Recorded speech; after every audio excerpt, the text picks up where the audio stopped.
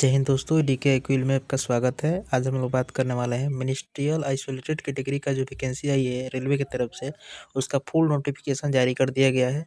आइए हम इस वीडियो में हम लोग बात करने वाले हैं कि कौन कौन से स्टूडेंट इस फॉर्म को भरने के लिए एलिजिबल हैं और आपका एग्जामिनेशन पैटर्न क्या है, सिलेबस क्या है और किन किन बातों को ध्यान रखना है, आपका कैटेगरी सर्टिफिकेट कब का होना चाहिए, टोटल डिटेल में हम लोग बात करने वाले हैं। अगर आप हमारे चैनल पर नए होंगे तो ऐसे ही ऑथेंटिक अपडेट पाने के लिए हमारे चैनल से जुड़ सकते हैं और सब्सक्राइब अगर नहीं किया है तो सब्सक्राइब करके बेल बटन जरूर दबा देंगे। चलिए दोस्तों शुरू करते हैं। ये जो है अभी ये आया, ठीक है ना, डेल सेंट्रलाइज नोटिस 7/2024, ठीक है। इसके बाद जो ग्रुप डी का आने वाला है वो 8/2024 आने वाला है, ठीक है। यहाँ पे requirement of various ministerial and isolated category, ठीक है।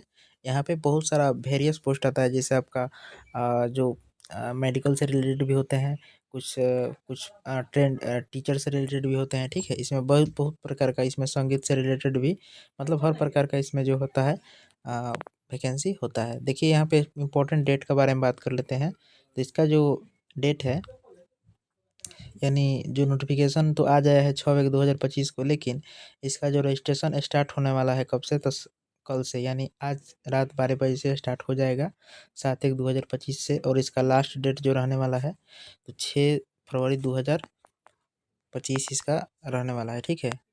अब मतलब ये 6 फरवरी 2025 इसका रहने वाला है, ठीक है ना। और आपका ये जो पेमेंट का डेट है उसका एक दिन ज़्यादा रहता है, ठीक है। 7 से 8 के बीच में आप पेमेंट कर सकते हैं, ठीक है ना। आपका क्लोजिंग डेट जो है यही माना जाएगा, ठीक है। 6 जो लास्ट डेट होता है, जो भी आपका सर्टिफिकेट बना होना चाहिए 6/2/2025 से पहले का बना होना चाहिए, ठीक है। क्लोजिंग डेट यही माना जाता है, ठीक, आप समझ गए होंगे। उसके बाद इसमें एग्जामिनेशन के बारे में कोई बात नहीं कहा गया है, ठीक है ना। जो मेन मेन बात है इसमें हम लोग बात कर लेते हैं। देखिए यहाँ पे स्पष्ट लिखा गया है कि जो भी आपका सर्टिफिकेट वगैरह होता है, फाइनल रिजल्ट जो होता है, जो भी आपका बीएड, अगर आप टीचर के लिए इसमें एलिजिबल होंगे तो जो भी आपका बीएड होता है, बीएससी होता है, ठीक है, जो भी आपका क्वालिफिकेशन है इस लास्ट डेट से पहले का हो जाना चाहिए, यानी 6 फरवरी 2025 से पहले का, मतलब ये कंप्लीट हो जाना चाहिए, ठीक है। देखिए फॉर्म भरने के लिए सबसे पहले आपके पास एक आधार कार्ड होना चाहिए। आधार कार्ड से क्या कीजिए, अगर आप पीछे पहले वाले वैकेंसी में अप्लाई किए होंगे तब तो कोई दिक्कत नहीं है, वो आप किए होंगे। लेकिन अगर आपके पास नहीं है तो आधार कार्ड मस्ट है, ठीक है। फिलहाल आप रजिस्ट्रेशन कर सकते हैं, बहुत सारा तरीका उसमें रहता है, लेकिन आधार कार्ड मस्ट है, ठीक है ना। बाकी मेनली हर लोग के पास आज के डेट में रहता ही है, ठीक है। यहाँ पे सबसे पहले आपको एक आईडी बनाना पड़ेगा, रजिस्ट्रेशन करके आपको एक आईडी बनाना पड़ेगा। और उसी आईडी से आपका जितना भी रेलवे की तरफ से वैकेंसी आएगी उसी पे वो फॉर्म भराता चला जाएगा, ठीक है। इसमें सबसे इम्पोर्टेंट बात है कि आप अपने कैटेगरी में आपका जो भी जिस भी पोस्ट के लिए आप आवेदन करेंगे उसका आप अपना क्या कीजिएगा, आप अपना ये चेक कर लीजिएगा, ठीक है ना, कि आपका आई कितना है, मतलब मेडिकल स्टैंडर्ड देख लीजिएगा, सबसे मतलब ज़रूरी चीज़ होता है, ठीक है। यहाँ पे देख सकते हैं B1 C1 और C2 का मेडिकल स्टैंडर्ड इसमें मांगा गया है, ठीक है। जिसका 6/9 6/12, ठीक है, 6/12 6/18 6/12, ये जो भी ये मतलब कैटेगरी में आएंगे उनका जो है आपका इसमें सिलेक्शन हो जाएगा। यहाँ पे डेट का बात करते हैं तो यहाँ पे डेट जो काउंट होने वाला है आप देख सकते हैं 1/1/2007 के बाद का नहीं होना चाहिए, ठीक है। और ये भी आप देख सकते हैं यूआर का, ओबीसी का, SC ST का इस रेंज में रहना चाहिए, ठीक है ना।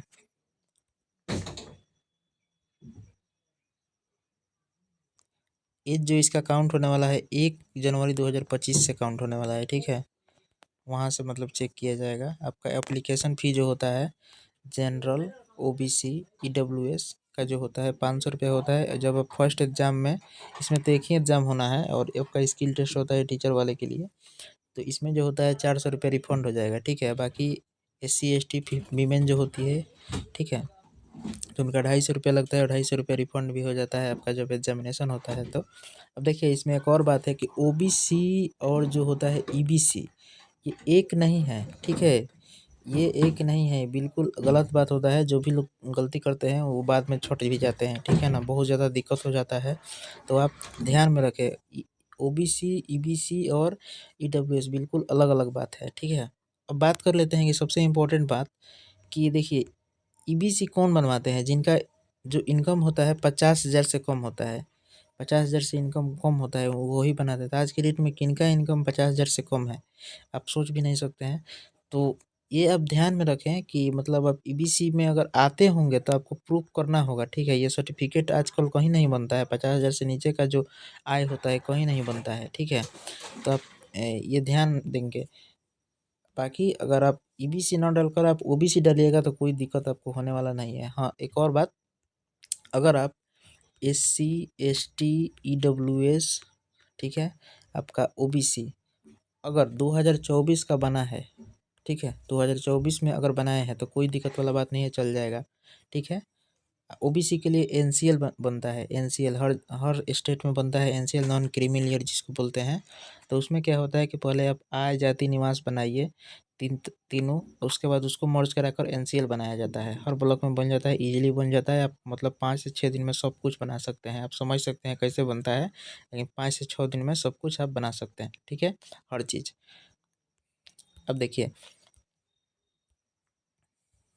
अब ये तो बात हो गया, आपका ये भी बात हो गया कि आपका रिफंड भी मिलेगा, ठीक है।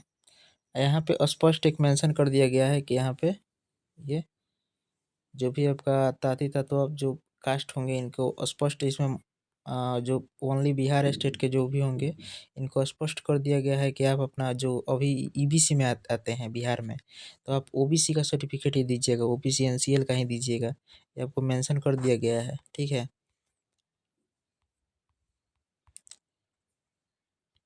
देखिए, अब मेन जो पॉइंट है वो आपको जानना बहुत ज़रूरी है। यहाँ पे एग्जाम पैटर्न का बात करते हैं तो यहाँ पे प्रोफेशनल एबिलिटी से 50 क्वेश्चन पूछा जाना है, जनरल अवेयरनेस से मतलब जो है 15 क्वेश्चन पूछा जाना है, रीजनिंग से 15 क्वेश्चन रहेगा, मैथमेटिक्स से 10 क्वेश्चन रहेगा और जनरल साइंस से 10 क्वेश्चन रहेगा। देखिए ये जो पोर्सन है ना 50 नंबर, ये स्कोरिंग सब्जेक्ट है और ये भी स्कोरिंग सब्जेक्ट है। अगर आपका जो भी स्पेसिफिक है सब्जेक्ट तो उससे पूछा जाएगा, ठीक है। प्रोफेशनल एबिलिटी का मतलब है कि जो भी आपका स्पेसिफाई सब्जेक्ट है उससे पूछा जाएगा।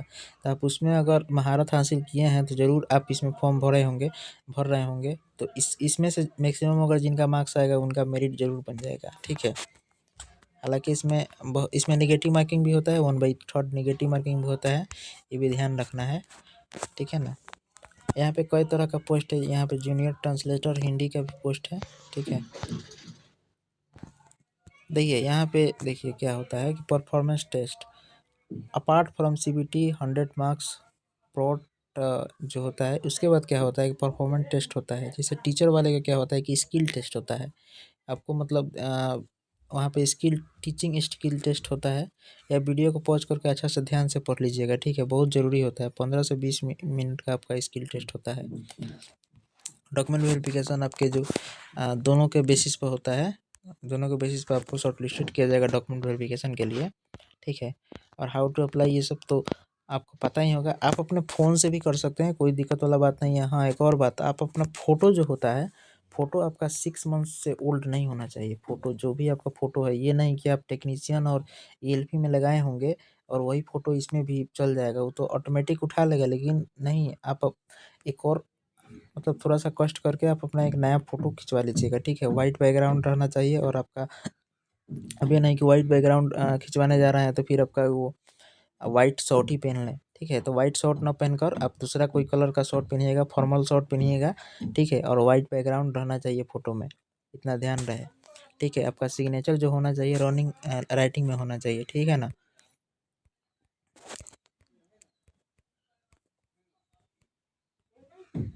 फ़ोटो आपका जो है इस पिक्सल में रहना चाहिए, ठीक है।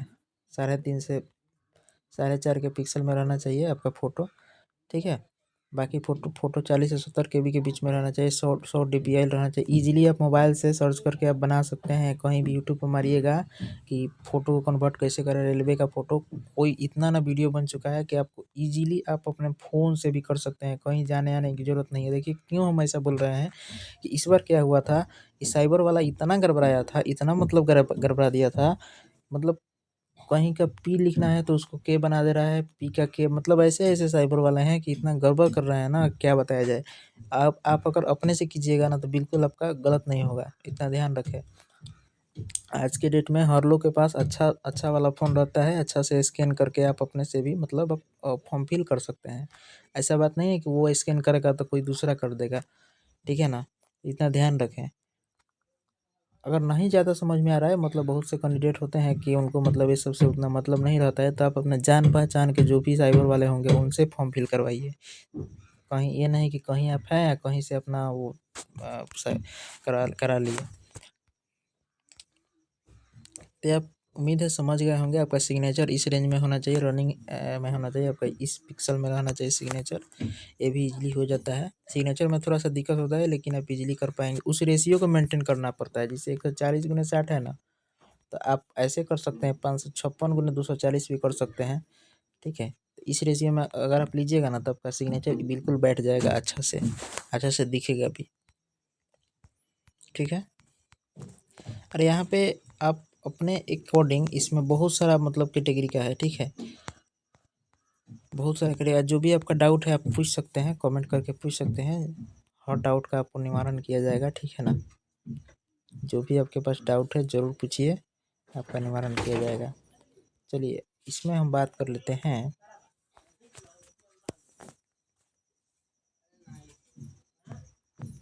यहाँ पे सिलेबस भी दिया गया है, ठीक है ना।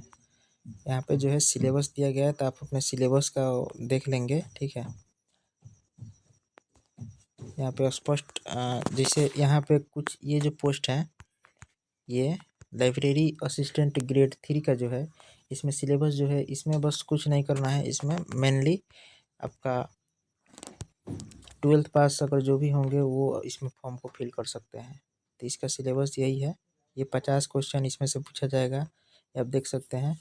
यहाँ पे basic fundamental mechanical testing, tensile testing, impact tensile, ये सब जो है मतलब हाई लेवल का सिलेबस रहता है। तो आप अपना मतलब देख सकते हैं अच्छा से।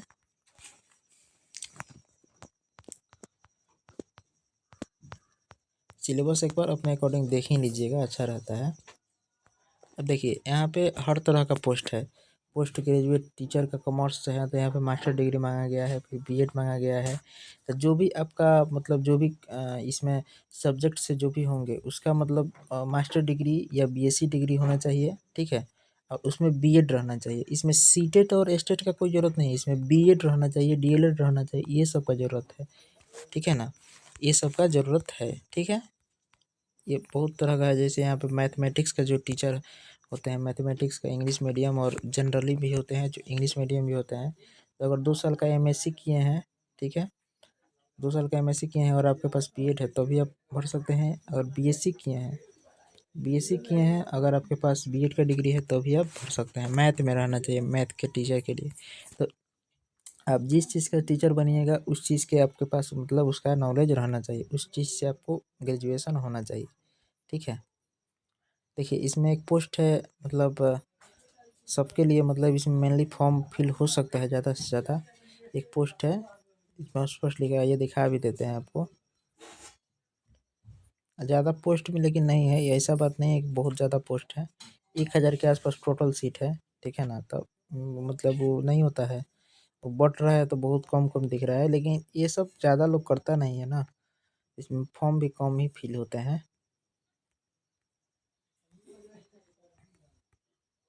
देखिए ये तो सीट का मतलब मामला है, एक एक दो दो ऐसे ऐसे करके तो है, आप देख सकते हैं। मतलब बहुत लेस अमाउंट में आपका ये है, तो आप देख लीजिएगा। अगर आप इसके लिए एलिजिबल हैं तो ज़रूर फॉर्म डालिए, क्योंकि सब लोग ये सब फॉर्म नहीं डालता है।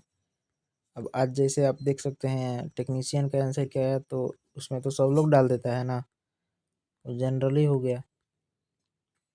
तो उस सब में जो डाल देता है तो फिर उसमें ज़्यादा कंपटीशन भी रहता है, बहुत हाई कैटेगरी का कंपटीशन है उसमें। देख ही रहे हैं कितना ज़्यादा नंबर आया है लड़कों का।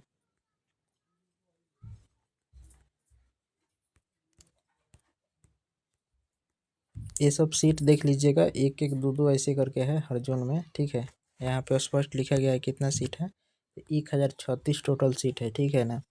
तो आप अपने अकॉर्डिंग इसमें क्या है आप अपना डाल सकते हैं।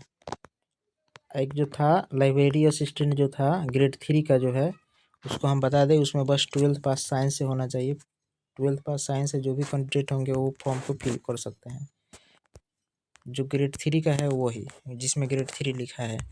तो चलिए मिलते हैं, जो भी आपका डाउट होगा आप कमेंट करके पूछ सकते हैं, ठीक है। मिलते हैं फिर किसी अगले वीडियो में। जय हिंद।